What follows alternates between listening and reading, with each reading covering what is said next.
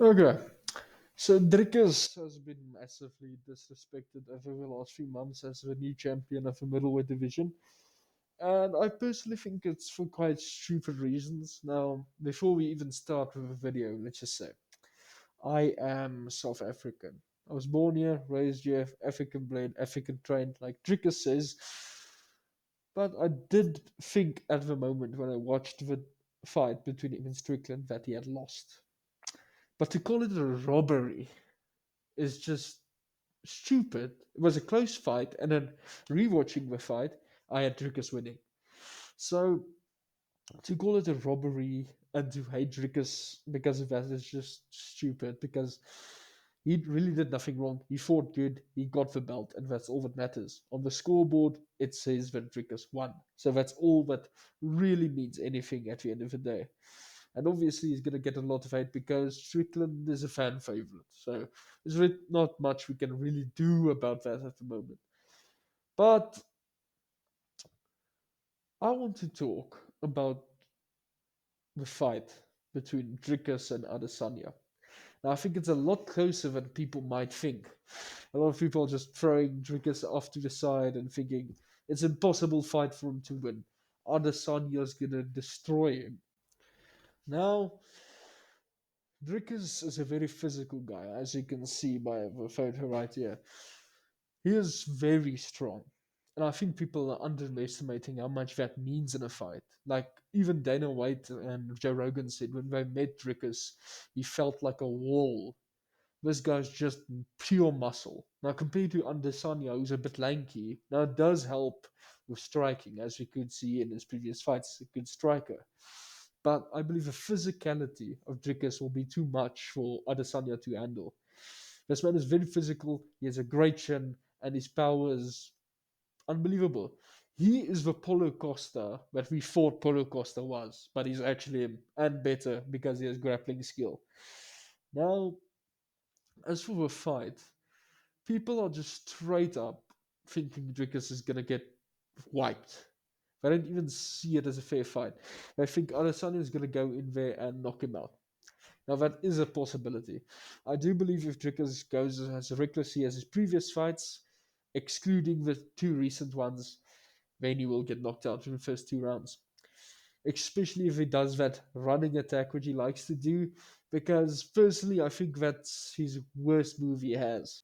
Like when he was fighting in the Brad Tavares fight, he kept doing this running attack where he just left himself open, and that's why that fight was so close because he kept getting countered. Now, if he does this to Adesanya, he's getting knocked out.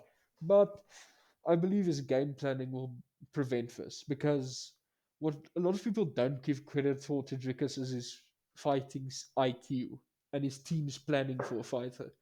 I mean, just look at the Robert Whittaker fight. They precisely countered him. And if anyone says Robert Whittaker's washed, stop watching UFC, honestly. Look what he did to Ikram Aliskerov in the last fight. And Ikram is a good fighter. He's not just a bum.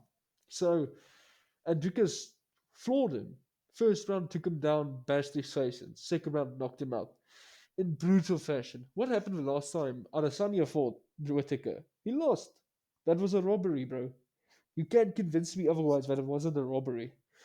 Now, Dricus has a lot of power, so I do believe he can knock out Adesanya. But Adesanya also has a very good chin. I think it's very underrated. Like he ate like three left hooks from Alex Pereira, and that's no laughing feat.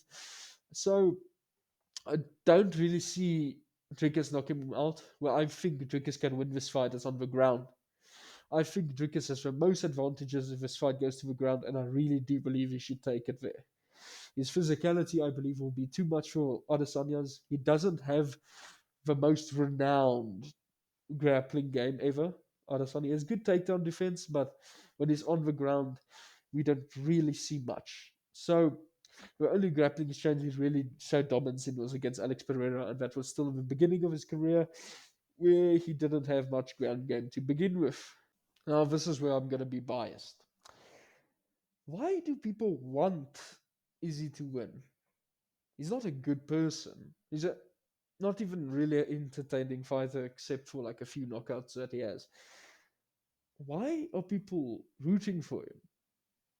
He race baited Dricus into this entire thing. He made the fight about race, and I think anyone who does that is stupid. This world is so hateful. Why do you want to make it more hateful? And Dricus shut him down at the press conference. He didn't even know how to respond. So that just proves to me that like this entire thing that Izzy's trying to spin is just bullshit. Like Dricus did nothing wrong. He said he was born, raised, and is living in South Africa, training out of South Africa, and that's what he's doing. So I don't know why people want Izzy to win because Dricus is genuinely putting the work in from his home country, which Izzy wasn't able to do. And I think he envies Dricus because he's doing it. He envies him for doing something that he could not do.